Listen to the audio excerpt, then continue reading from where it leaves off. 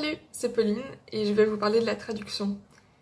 La traduction dans la cellule, c'est la dernière étape qui lui permet d'aboutir à partir de son génome à une protéine qui va pouvoir lui être fonctionnelle. Donc elle passe par un intermédiaire pour ça, qu'on appelle l'ARN messager obtenu à partir de la transcription. C'est cet ARN messager qui va être lu et traduit en une chaîne polypeptidique. Donc si on prend ça littéralement en tant que traduction, on peut considérer que le code génétique est l'équivalent d'un dictionnaire.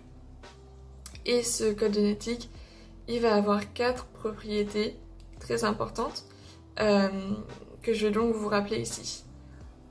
Alors le code génétique, on commence par dire qu'il est universel, c'est-à-dire que si je prélève un ARN messager dans une de vos cellules, dans celle de votre chat, dans celle de la plante qui vous tient compagnie ou des bactéries qu'on trouverait en Alaska, et que je les injecte, ces ARN messagers, dans une autre cellule, la chaîne polypeptidique sera exactement la même à être traduite.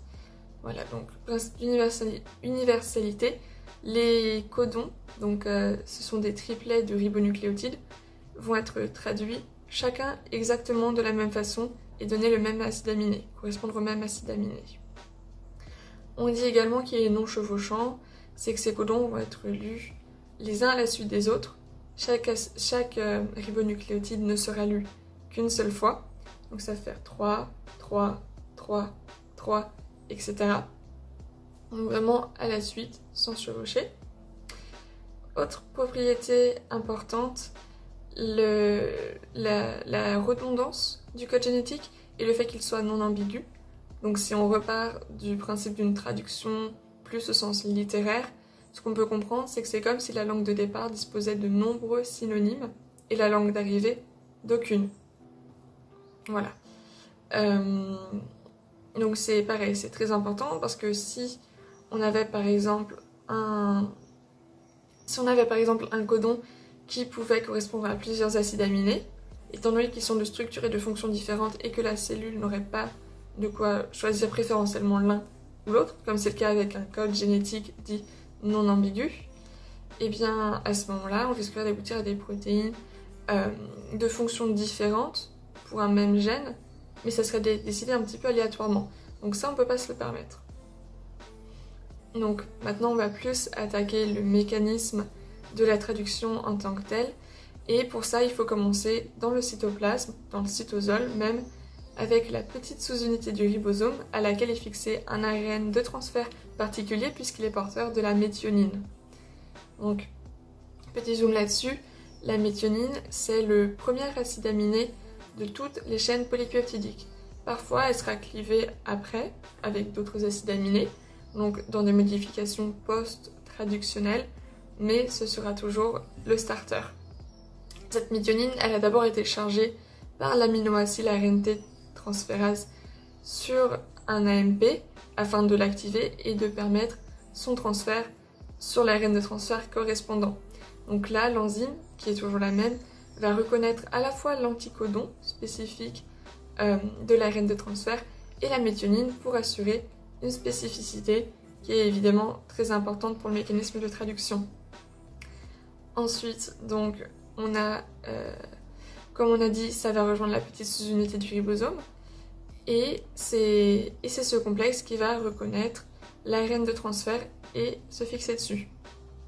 Donc tout d'abord, pour reconnaître l'ARN de transfert, la reconnaissance va se faire par la petite sous-unité du ribosome sur la coiffe 7-méthylguanosine triphosphate qui est située à l'extrémité 5' de l'ARN messager fraîchement sorti du noyau. Donc après la reconnaissance, on va avancer de 5' vers 3' et la lecture pour l'instant ne va aboutir à strictement rien. On a juste notre petite sous-unité du ribosome qui avance avec son ARN de transfert jusqu'à tomber sur un codon qui est particulier, que l'on appelle le codon START, AUG, adénine, uracile, guanine. Il est particulier parce qu'en fait il va s'hybrider avec l'anticodon de l'ARN de transfert chargé de méthionine. Donc l'arrêt va se faire ici et tout ce qui est avant, donc vraiment comme on l'a dit, tout ce qui est avant, il n'est pas utilisé, on s'en fiche un petit peu c'est ce qu'on appelle la 5' UTR, Untranslated Region, parce qu'en effet c'est la région 5' qui n'est pas traduite. Et donc à partir de là, une fois qu'on a la fixation de la petite sous-unité et de la RND, la grande sous-unité du ribosome va pouvoir arriver. Et une fois qu'on a la grande sous-unité du ribosome, on a trois sites qui sont distinguables. Le site P, où se trouve l'ARN de transfert avec la méthionine. C'est d'ailleurs le premier et le seul qui va commencer au site P. Tous les autres arriveront au site A, qui se situe un petit peu plus en 3'. Et ensuite, on a le site E. Donc là, notre ribosome, il est complet. On a le complexe traductionnel qui est bien mis en place. Et on peut avoir l'arrivée d'un autre ARN de transfert. Donc cet autre ARN de transfert qui peut se fixer sur le codon situé en 3', donc après, dans le sens de la traduction, en 3' du codon hybridé par le premier ARNT, va pareil pouvoir fixer le deuxième ARN de transfert qui lui sera ainsi spécifique. Donc ça se fait sur le site A. Et une fois que c'est là, on a une activité enzymatique particulière qui est portée par la grande sous-unité du ribosome. On parle d'activité peptidyltransférase, c'est le nom de l'enzyme, et elle va prendre la méthionine, donc notre premier acide aminé, et le transférer sur le deuxième. Donc c'est pas un ajout sur le premier, c'est à chaque fois la chaîne en élongation qui va aller sur le nouvel acide aminé nouvel arrivant. Et donc à ce moment-là, on a formation d'une liaison peptidique classique, comme vous l'avez vu, entre la partie C-terminale de la méthionine et la partie N-terminale du nouvel acide aminé, ce qui permet donc d'avoir une extrémité N-terme qui sera toujours libre au niveau du premier acide aminé, la méthionine, et c'est ça qui va définir le sens de lecture des protéines de N-terme à C-terme.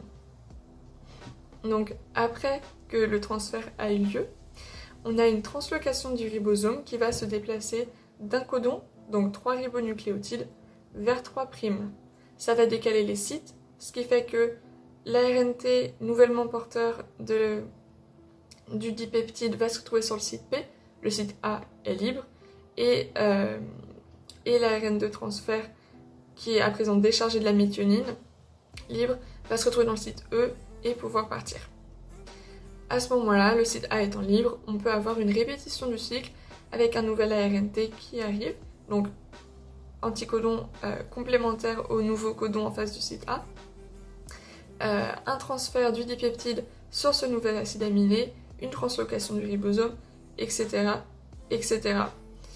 Donc ça pourrait continuer indéfiniment jusqu'à la fin de l'ARN messager, mais on s'arrête avant, ce qui fait qu'on a pareil une région 3' UTR non traduite. Et la raison pour laquelle on s'arrive avant, c'est qu'il existe parmi les 64 codons, 3 qui sont particuliers, qu'on appelle des codons stop. C'est-à-dire qu'il n'existe aucun ARN de transfert dont l'anticodon soit complémentaire à ces codons-là. Ce sont les codons UAG, UAA et UGA. Donc une fois qu'on arrive là, en fait, on a généralement des facteurs de terminaison qui vont permettre la dissociation du complexe ribosomal, donc entre les deux sous-unités, mais également la dissociation du dernier ARNT avec le dernier acide aminé de la chaîne dont la synthèse est donc achevée. Et une fois que tous les éléments vont repartir, être plus ou moins recyclés par la suite, on va pouvoir donc recueillir la chaîne protéique synthétisée, on va pouvoir changer sa conformation et y ajouter des modifications telles que la glycosylation, la phosphorylation et d'autres que vous connaissez. Voilà. Donc dernière précision avant de conclure là-dessus, c'est que sur un ARN messager, on n'a pas un seul ribosome qui trace son petit bout de chemin, on en a généralement plusieurs, ils sont tous à la suite, à différents stades donc de traduction. Et c'est ce qu'on appelle un cluster de ribosomes ou un polysome. Voilà, donc j'espère que ça aura peut-être éclairci un petit peu la traduction pour vous, ou en tout cas que ça aura fait une dizaine de minutes qui vous aura détendu. Et je vous souhaite une bonne journée, un bon courage, bonne continuation. Salut!